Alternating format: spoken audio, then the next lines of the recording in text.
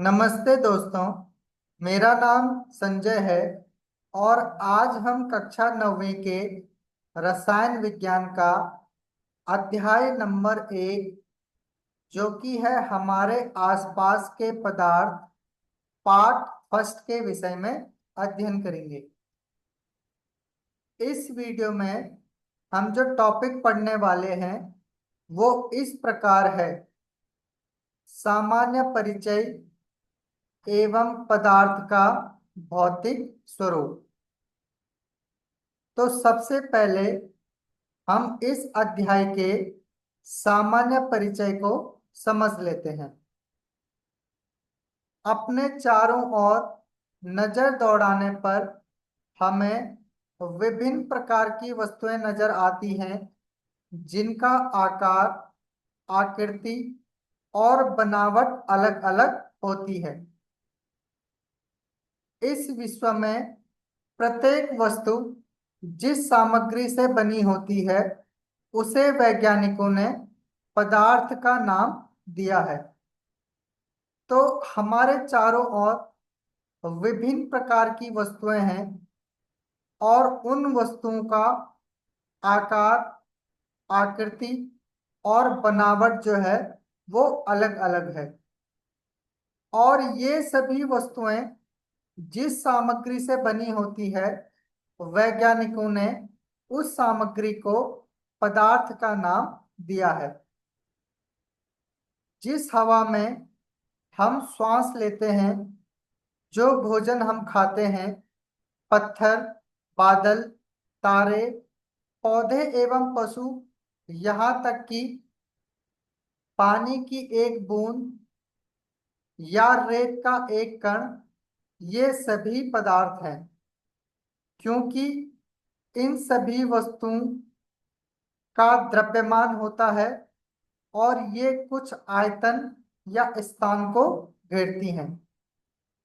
तो ऐसी वस्तुएं जिनका द्रव्यमान होता है और जो स्थान को घेरते हैं, यानी जिनका आयतन होता है, वे सभी वस्तुएं पदार्थ कहलाती हैं।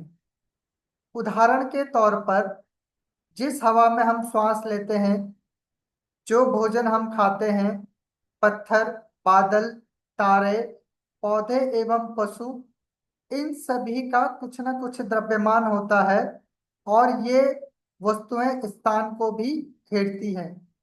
इस कारण ये सभी वस्तुएं पदार्थ के उदाहरण हैं।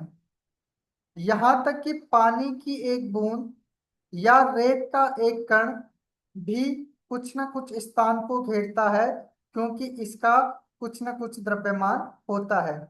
इसी कारण ये भी पदार्थ के उदाहरण हैं। अब हम पदार्थ के अन्य उदाहरणों को देख लेते हैं। इस चित्र में जितनी भी वस्तुएं दिखाई दे रही हैं, ये सभी वस्तुएं कुछ न कुछ द्रव्यमान को रखते हैं और कुछ न कुछ स्थान को घेरते हैं। इसी कारण ये सभी वस्तुएं पदार्थ के उदाहरण हैं।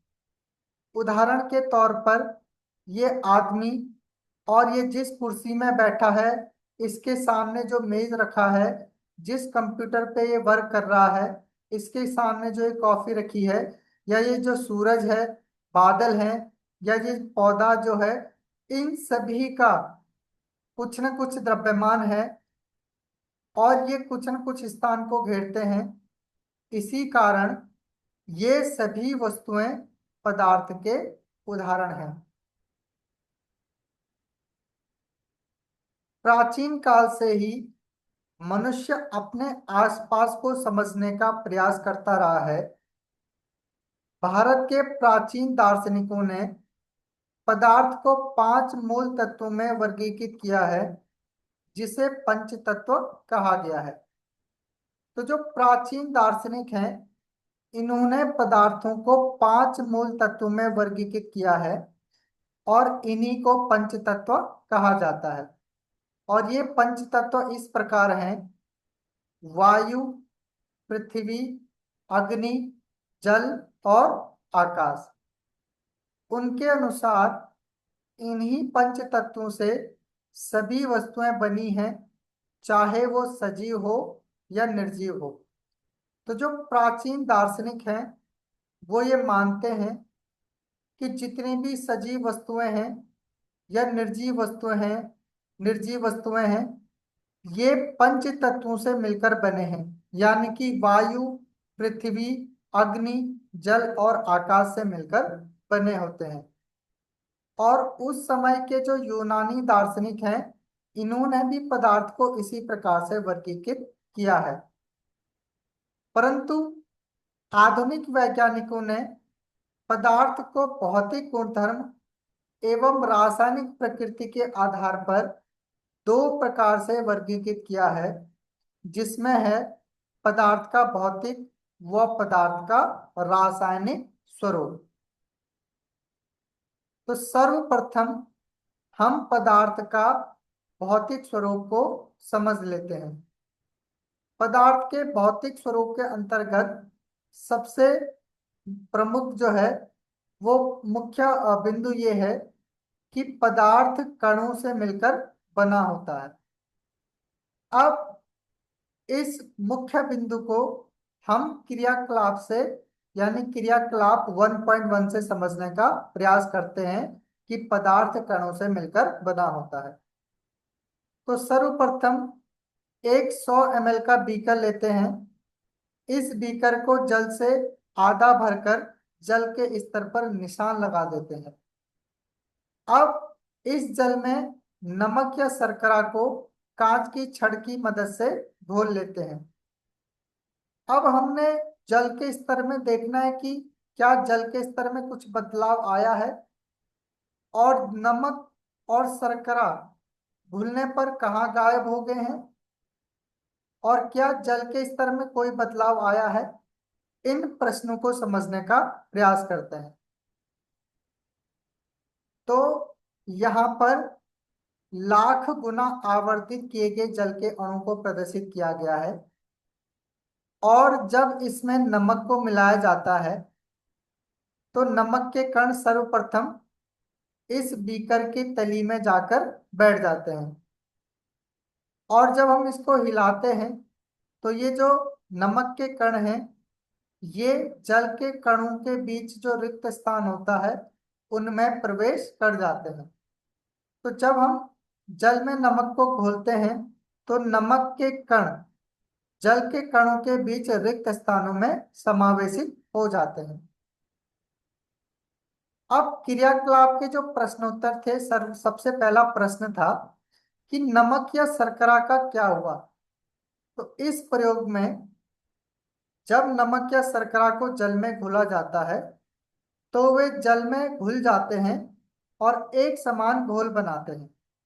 तो नमक और शर्करा क्या होते हैं, जल में घुल जाते हैं और एक समान घोल बनाते हैं। नेक्स्ट है कि ये कहाँ गायब हो गए। तो क्रियाकलाप में हमने देखा कि जल के कणों के बीच रिक्त स्थान था और उसी रिक्त स्थान में नमक या शर्करा के कण जो है वो प्रवेश कर जाते हैं। अब क्या जल के स्तर में कोई बदलाव आया। तो नमक या शर्करा के कण जो है वो जल के कणों के बीच में प्रवेश करते हैं जिससे जल का स्तर थोड़ा बहुत बढ़ सकता है, परंतु जल के स्तर में अधिक बदलाव देखने को नहीं मिलेगा क्योंकि नमक और शर्करा जो है ये जल के कणों के बीच जो रिक्त स्थान होता है उसमें प्रवेश कर जाते हैं। दूसरा मुख्य बिंदु है पदार्थ के ये कण कितने छोटे होते हैं। तो इसको हम क्रियाकलाप 1.2 से समझने का प्रयास करते हैं। इसके लिए हम पोटेशियम परमैंगनेट के 2 या 3 क्रिस्टल को 100 ml पानी में घोल लेते हैं और इस घोल से लगभग 10 ml घोल निकालकर उसे 90 ml उसमें जल मिला लेते हैं। फिर इस उपरोक्त घोल में 10 ml निकालकर उसे भी 90 ml जल में मिला लेते हैं और इसी प्रकार घोल को 5 से 8 बार तक तनुकृत करते हैं। पोटेशियम और पोटेशियम परमैंगनेट को मिलाने के बाद उसको हम क्या करते हैं 5 से 8 बार तनुकृत करते रहते हैं। अब हम देखते हैं कि क्या जल अब भी रंगीन है, तो इसको समझने का प्रयास करते हैं। तो हमारे पास 100 ml जल था। इस 100 ml जल में जैसे ही हमने पोटेशियम परमैंगनेट को मिलाया, तो ये रंगीन कलर बना देता है। अब इस रंगीन कलर से हमने 10 ml निकाला और इसको पुनः 90 ml जल में घोल दिया। तो इस 10 ml को 90 ml जल में घोलने पर जल का जो रंग है वो पुनः रंगीन हो जाता है। और यहां से भी पुनः 10 ml 10 ml निकालने पर उसे पुनः 90 ml जल में मिलाया जाता है, जो कि पुनः फिर से जल को रंगीन कर देता है। और ये प्रक्रिया हम 3-4 बार करते हैं तो जल हमें बार बार रंगीन नजर आता है। इसका कारण ये है कि जब हमने पोटेशियम परमैंगनेट के छोटे से क्रिस्टल को जल में मिलाया, तो उसमें पोटेशियम परमैंगनेट के लाखों कण होंगे। और इन्हीं लाखों कणों की वजह से विलयन या जल का कलर जो है, जल का रंग जो है वो रंगीन नजर आता है। तो अनुमान लगाए कि पदार्थ के कण कितने छोटे हैं, और प्रत्येक बार तनुकित करने पर घोल का रंग हल्का हो जाता है, फिर भी पानी रंगीन नजर आता है। तो ये हमने प्रयोग में देख लिया। क्या जल अब भी रंगीन है? तो क्रियाकलाप के इन प्रश्नों को समझने का प्रयास करते हैं।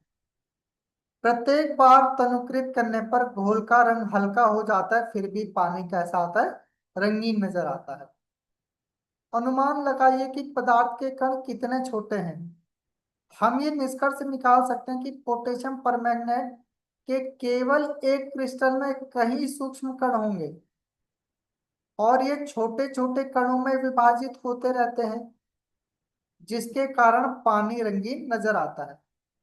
तो यानी कि एक क्रिस्टल में बहुत सूक्ष्म कण है, और ये कण पुनः बहुत छोटे छोटे सूक्ष्म कणों से मिलकर बने होते हैं।